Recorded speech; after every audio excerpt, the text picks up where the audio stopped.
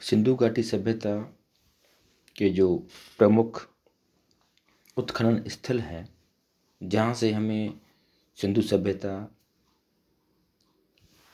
की विभिन्न कालखंडों के दौरान जो अवस्थाएं थी उनकी जानकारी मिलती है। उनमें सबसे जो पहला है, जिसके नाम पर सभ्यता का नाम रखा गया, वो हड़प्पा है। ये रावी नदी के किनारे स्थित परास्थल है और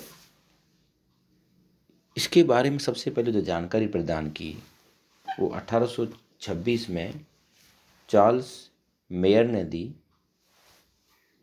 उसके बाद में धीरे धीरे इसके विषय में खोज होती चली गई और 1921 में बंगाल के दयाराम साहनी ने इसका सर्वेक्षण किया और 1923 से इसका नियमित उत्खनन प्रारंभ हुआ।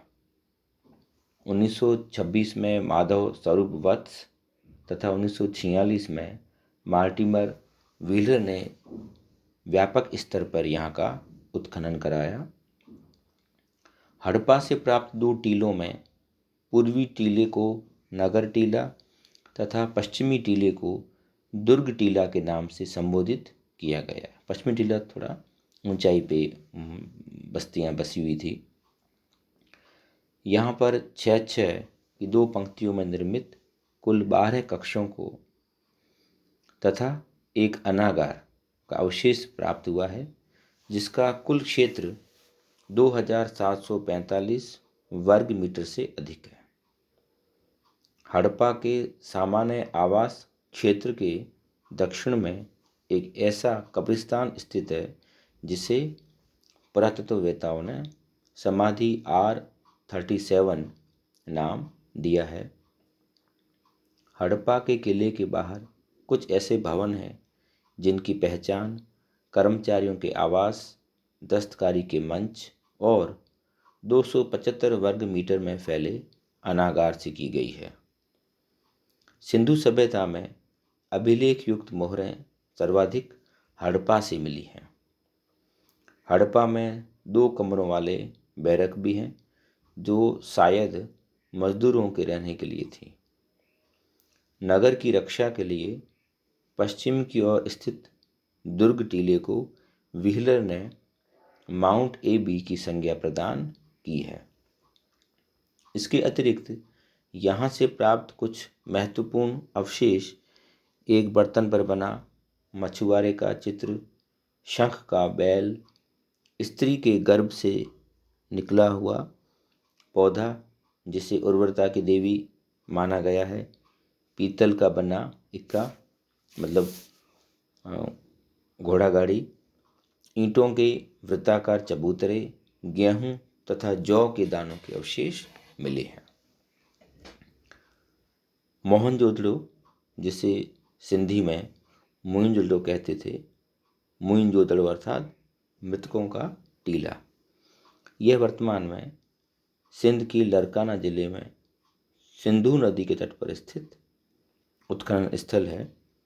1922 में राखाल दास बनर्जी ने यहाँ का उत्खनन प्रारंभ करवाया। मोहनजोदड़ो का सबसे महत्वपूर्ण सार्वजनिक स्थल यहाँ का विशाल स्नानागार है, जिसका जलाशय दुर्ग के टीले में है। यह 11.88 मीटर लंबा, 7.01 मीटर चौड़ा और 2.43 मीटर गहरा है। यह विशाल स्नानागार धर्मानुष्ठान संबंधी स्नान के लिए था। संभवतः ये मान्यता है। मार्शल ने इसे तत्कालीन विश्व का एक आश्चर्यजनक निर्माण कहा है। यहीं से ही एक विशाल अनागार मिला है जो मोहनजोदड़ो की सबसे बड़ी इमारत है। यह 45.71 मीटर लंबा और 15.23 मीटर चौड़ा है। क्योंकि जो मोहनजोदड़ो और हड़प्पा का जो काल है और वहाँ से जो हमें सामग्रियाँ मिली है जिस पर लिखावट है, उससे हम पढ़ नहीं पाए हैं, इसलिए ये जो कांस्य युगीन सभ्यता है ये प्रोटो हिस्ट्री में आती है। हमें लिखावट मिली है लेकिन उसको पढ़ नहीं पाए हैं, पढ़ने की कोशिश नहीं की गई है। मोहनजोदड़ो में नगर योजना के अंतर्गत उत्तर दक्षिण एवं पूर्व पश्चिम की ओर जाने वाली समानांतर सड़कों का जाल बिछा हुआ था, जिन्होंने नगर को लगभग समान आकार वाले खंडों में विभाजित कर दिया था। मतलब समानांतर सड़कें थी। मोहनजोदड़ो की शासन व्यवस्था राजतंत्रात्मक न होकर जनतंत्रात्मक थी, ये भी अनुमान लगाया गया है। यहाँ के किले की रक्षा प्रणाली हड़प्पा के किले के समान थी। इसमें एक सुनियोजित नगर के सभी तत्व दिखाई देते हैं। मतलब एक पूर्ण रूप से एक व्यवस्थित नगर नियोजन वाली ये सभ्यता थी, जो पूरी दुनिया में, पूरे विश्व में एकमात्र थी। मोहनजोदड़ो के पश्चिमी भाग में स्थित दुर्ग टीले को स्तूप टीला भी कहा जाता है, क्योंकि यहाँ पर कुषाण शासकों ने एक स्तूप का निर्माण करवाया था। मोहनजोदड़ो से प्राप्त अन्य अवशेषों में महाविद्यालय भवन, कांसे की नृत्यरत नारी की मूर्ति, बिल्कुल नग्न है ये, पुजारी की मूर्ति जिसके ऊपर जो है वो शॉल ढकी हुई है आदमी बाਹਾਂ के नीचे से और वक्स के ऊपर जाती हुई, मुद्रा पर अंकित पशुपति शिव। अब इसको नाम दिया गया कि भाई ये शिव संभवतः आदि शिव रहे होंगे इस तरह से, लेकिन ये भी एक केवल अनुमान है क्योंकि उसके पास में जो है वो उसके ऊपर सिंह का बना हुआ एक मुकुट पहना हुआ है और ध्यान मुद्रा में उसके पास में जो है वो पशु जो है वो वितरण कर रहे हैं। कुम्भकारों के 6 भट्टे, सूती कपड़ा, हाथी का कपाल खंड, गले हुए तांबे के ढेर, सीपी की बनी हुई पटरी, अंतिम स्तर पर बिखरे हुए एवं कुएं से प्राप्त नर कंकाल, घोड़े के दांत एवं गीली मिट्टी पर कपड़े के साक्ष्य मिले हैं। चाहुदड़ो यह मोहनजोदड़ो से 80 मील दक्षिण में स्थित स्थल है। M.G. मजूमदार ने 1931 में इसका उत्खनन करवाया और बाद में 1935 में मैके ने इसका वृहद स्तर पर इसका उत्खनन करवाया। यहाँ सैंधव संस्कृति अतिरिक्त प्राप हड़प्पा संस्कृति, मतलब हड़प्पा से जो पहले की जो संस्कृति थी वो भी हमें इसके अवशेष मिले हैं और उस संस्कृति को उन्हें नाम दिया गया है झूकर झांगर संस्कृति। मतलब वो थोड़ी ग्रामीण थी। मतलब ये दोनों सभ्यताओं का स्थल रहा, प्राक हड़प्पा का और हड़प्पा का। यहाँ के निवासी कुशल कारीगर थे। इसकी पुष्टि इस बात से की जाती है कि यह मनके, सीप, अस्थि तथा मुद्रा बनाने का प्रमुख केंद्र था। यहाँ से प्राप्त अवशेषों में प्रमुख है अलंकृत हाथी, खिलौना एवं कुत्ते की बिल्ली का पीछा करते पद चिन्ह, सौंदर्य प्रसाधनों में प्रयुक्त लिपस्टिक आदि। चाहुदड़ो एकमात्र पूरा स्थल है जहाँ से हमें वक्र की आकृति की ईंटें मिली है। चाहुदड़ो में किसी दुर्ग का अस्तित्व नहीं मिला है। यहाँ से झूकर झांगर सांस्कृतिक अवशेष मिले हैं। लोथल ये अहमदाबाद गुजरात के समीप स्थित पुरातात्विक स्थल है जो भोगवा नदी के तट पर बसा हुआ था। इस स्थल का उत्खनन डॉक्टर S.R. राव ने 1957 में करवाया। सागर तट पर स्थित यह स्थल पश्चिमी एशिया से व्यापार का प्रमुख बंदरगाह था। लोथल से मिले एक मकान का दरवाज़ा गली की ओर न खुलकर सड़क की ओर खुलता था। उत्खननों से लोथल की जो नगर योजना और अन्य भौतिक वस्तुएं प्रकाश में आई है, उनसे लोथल एक लघु हड़प्पा या मोहनजोदड़ो नगर प्रतीत होता है।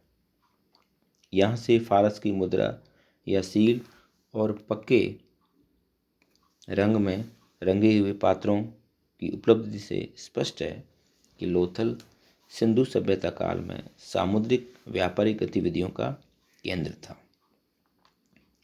लोथल में गढ़ी और नगर दोनों रक्षा प्राचीर से घिरे हैं। यहाँ नगर के उत्तर में एक बाजार और दक्षिण में औद्योगिक क्षेत्र था। यहाँ के बाजार में शंख का कार्य करने वाले दस्तकारों और ताम्र कर्मियों के कारखाने थे। लोथल की सबसे प्रमुख उपलब्धि जहाज़ों की गोदी डॉकयार्ड है। यह लोथल के पूर्वी खंड में पक्की ईंटों का एक तालाब जैसा घेरा था।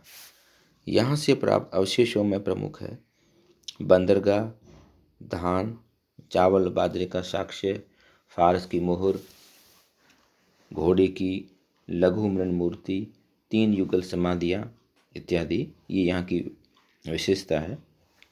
यहाँ की सर्वाधिक प्रसिद्ध उपलब्धि हड़प्पा कालीन बंदरगाह, सबसे बड़ी चीज़ यहाँ गोदी बड़ा मिला है, और उसके अलावा मृदभान उपकरण, मोहरें, बाट एवं माप का पाषाण उपकरण हमें प्राप्त हुए हैं। कालीबंगा राजस्थान के एक प्रमुख उत्खनन स्थल के रूप में कालीबंगा का नाम मिलता है, जो हनुमानगढ़ में है। और इस प्राक हड़प्पा पुरास्थल की खोज सर्वप्रथम अमलानंद घोष ने 1953 में की। कालीबंगा में प्राक सैंधव संस्कृति की सबसे महत्वपूर्ण उपलब्धि ये जुते हुए खेत का साक्ष्य है। कालीबंगा में किलेबंद पश्चिमी टीले के 2 पृथक पृथक किंतु परस्पर संबद्ध खंड है। एक संभवतः जनसंख्या के विशिष्ट वर्ग के निवास के लिए और दूसरा अनेक ऊंचे ऊंचे चबूतरों के लिए, जिसके शिखर पर हवन कुंडों के अस्तित्व का साक्ष्य मिलता है।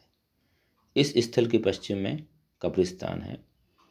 कालीबंगा के पूर्वी टीले की योजना मोहनजोदड़ो की योजना से मिलती जुलती है, परंतु इन दोनों में अंतर यह है कि कालीबंगा के घर कच्ची ईंटों के बने थे।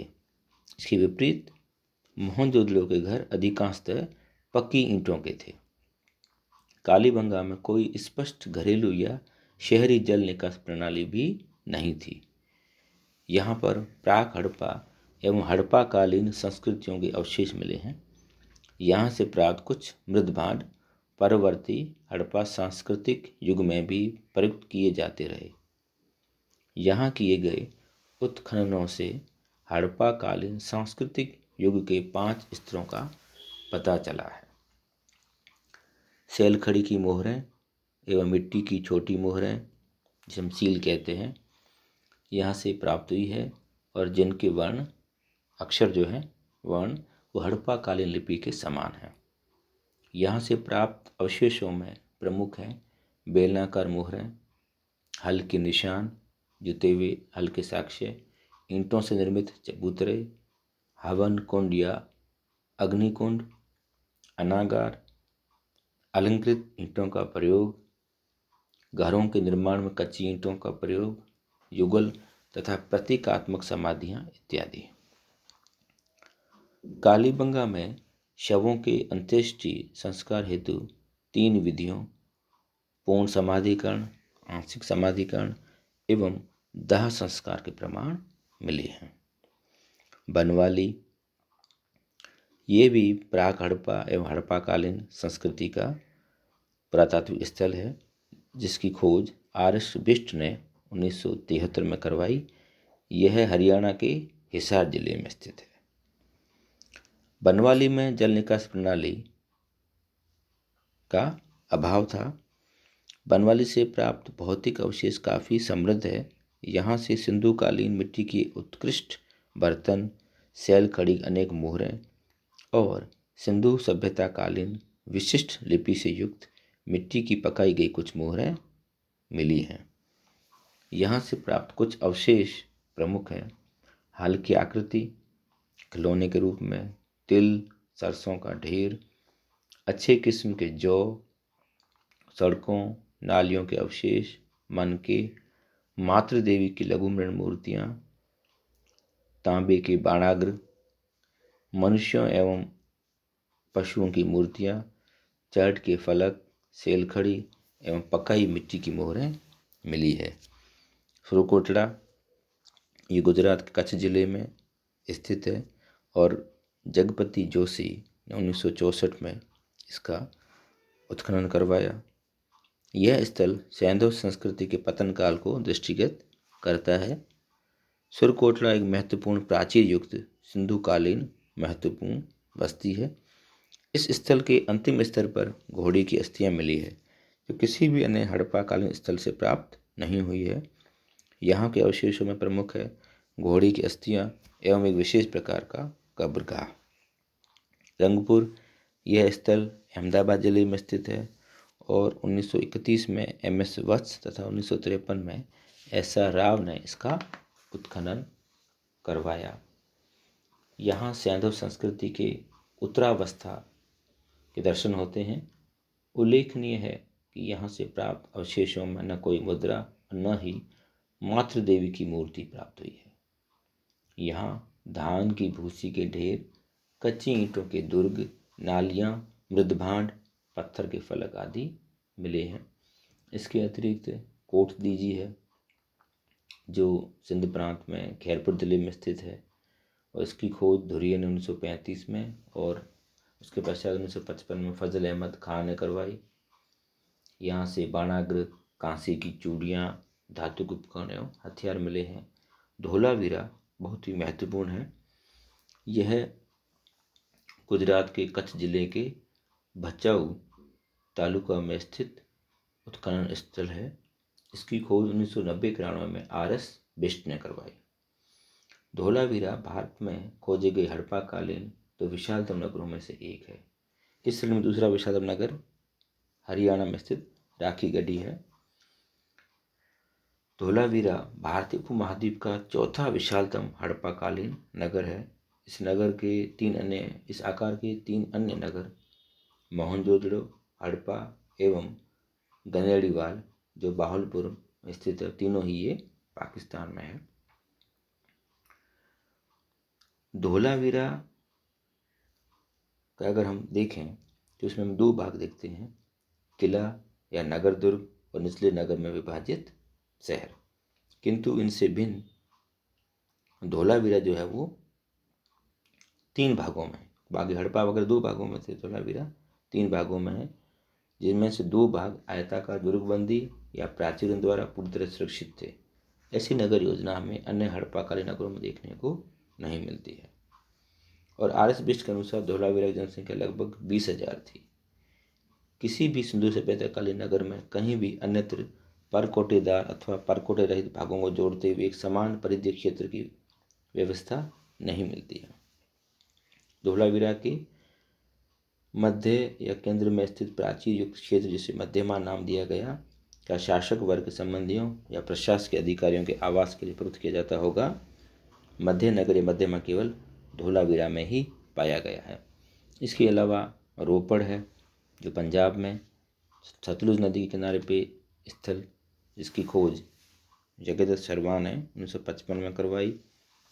यहाँ पर की गई खुदाइयों से हड़प्पा संस्कृति के 5 स्तरीय क्रम मिले हैं। इसमें पेंटेड ग्रे बेयर, चित्रित धूसर मृदभांड, नॉर्दर्न ब्लैक पॉलिश्ड उत्तरी काली पॉलिश वाले, कुषाण, गुप्त और मध्यकालीन मृदभांड, मतलब 5 हमें संस्कृति क्रम मिले हैं। यहाँ से मानवीय शवाधान या कब्र के नीचे कुत्ते का शवाधान बड़ा रोचक है। ऐसे दृष्टांत किसी भी हड़प्पाकालीन स्थल से हमें प्राप्त नहीं हुआ है, परंतु इस प्रकार की प्रथा नवपाषाण युग में से बहुत पहले बुर्ज होम कश्मीर में प्रचलित थी। इस प्रकार से ये महत्वपूर्ण स्थल हैं।